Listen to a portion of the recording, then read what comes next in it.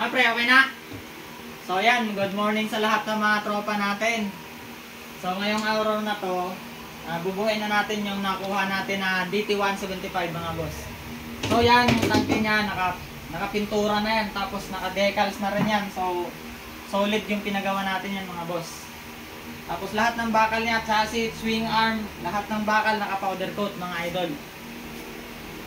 Yan, matinda yung cameraman natin, si Mark Ignacio. Shoutout kay Mark Ignacio. So yun, tapos kakabitan natin ng Dunlop.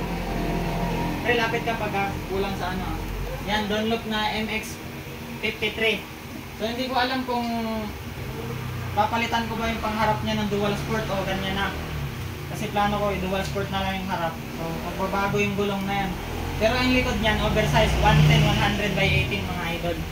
So Dumax. Tapos ito, yan, bumili tayo ng bago. Ito, mga bago na wire harness, bago. Yan, wire harness, bago. Original genuine yan mga boss. Tapos bumili tayo ng kickstarter niya na bago rin. Brand new, kasi yung dati niyang kick medyo maluwag na. Pero original pa yung dati. So idodonate natin dun sa isang DT kasi may isa kong DT na pang for sale dyan na naka-welding yung kick. Dodonate ko yung kick na ito. Okay pa naman, medyo maalog lang pero pwede pa. So bumili rin tayo ng yan ito, manifold. Yan, manifold mga idol. Original yan mga boss. All stock pang DT175. So yan, tapos ito, meron tayong bagong piston saka piston ring. Rebor 50 to mga idol. Original din yan. Kasi yung dati niya, medyo maluwag na yung dati niya. Tapos medyo may tama ng yan, may mga konting gas-gas. Kaya pinalitan natin bago. Ito yung CDI niya, original pa rin. Pito ang wire ng original ng DT175 mga idol, pito. So yan, ito headlight. Yan, original brand new mga boss, headlight. Tapos ito pre, ipakita mo yung dito pre. Yan mga idol. Ito mga clutch lining. Yan, genuine original. Ito mga gasket niya, lahat ng gasket. Ito sa cylinder head, ito yung pinaka-importante. Mabuti may nabili pa tayo. Isang piraso na lang talaga to din sa nakuha natin sa supplier. Mabuti nakatamba tayo ng isang mga boss. Okay pa naman yung dati niya, pero mas papalitan natin ng brand new. Kasi siyempre, full restoration ang gagawin natin sa motor na yan. Tapos ito, fuel cock. Kasi nakakabit na dating fuel cock sa kanya, hindi siya original. So kumuha tayo ng original. Yan, ito, original yung fuel cock niyan mga idol. Yan, isa natin. Yan, ganito ang original na fuel cock niyan. Yan, maliit lang siya. So, parang original ng XR 200, parang parehas siya sa pang XR. Pero Yamaha yung binili natin. Original. Yan, lining. Yan, ito, kumpleto pa siya sa lahat ng ito, goma niya sa ilalim ng tangke sa block. Tapos ito, sa block din to. Yan. Yan, focus mo dito sa tangke pre na pinagawa natin. Yan. Ayan mga idol, napakaganda niyan. Oh, nakabaon sa top coat talaga tong decals na ito, kaya magtatagal sa atin yung yung decals na ito. Hindi basta-basta mababakbak. Tapos ito yung makina niya. Yan, may langis pa to. Yung connecting rod niya mga idol, wala pang problema. Kaya hindi natin bibiyakin yung makina. Yan, original genuine yung connecting rod niya. Ayan, 2 in 4 mga boss, Yamaha. Ang black niya, Rebor 50.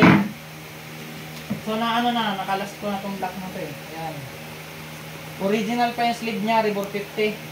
Okay lahat ng tornilyo, walang problema, walang basag. Yan. Ito yung kickstarter niya pala. Tatanggalin natin ito mamaya mga idol. So yan, naka-ready na rin lahat. Yan yung mga gamit natin. Yan. Siyempre, yung mga pangsarili natin gamit to mga boss. Yan, meron tayong ito. Beto na yung lahat, tapos may mga impact lens tayo para iwas pagpok. Yan. Yan, ito yung cover niyan mga idol. Yan, ito yung gagamitin natin shock, ang modelo. So, hindi ko alam kung gagamitin ko ba yung swing arm niya na original o itong pang modelo na, kasi parang mas gusto ko itong pang modelo kasi medyo makapal siya. Bilog kasi yung Yan, ito yung chassis natin mga idol. Naka powder coat na yan, pati yung niya sa likod, yung protector niya na bakal. Yan. Ito, Airbox niya mga boss, oh. Airbox, buong buo pa yung airbox niya mga idol. Yan. Tapos ang gamit nating ring sa likod, galing to sa DTR 200cc.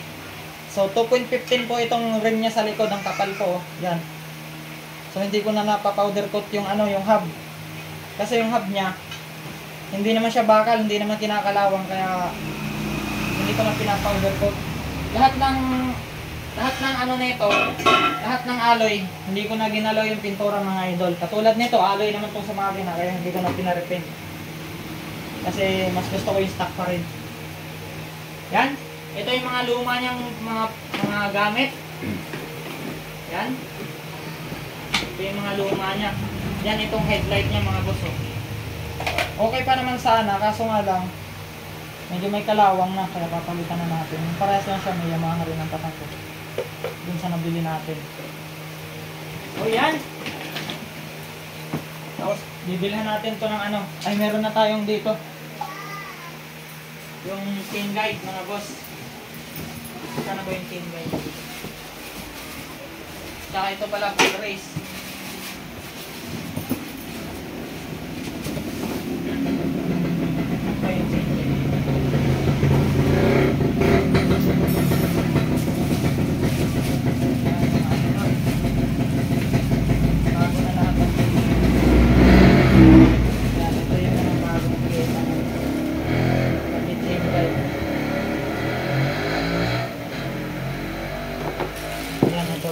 Booting spring arm set, spin roller, ayan. Yan mga idol. Yan. Hindi natin nakunan yung kanina pre.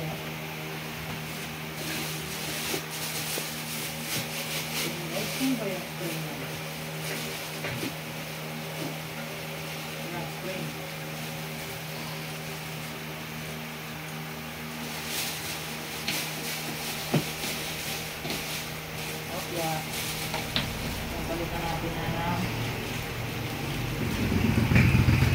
i-review na lang dyan pre.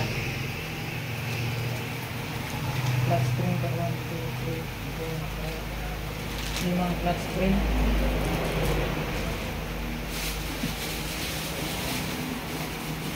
Kaya hindi natin na saan kaya yung dito?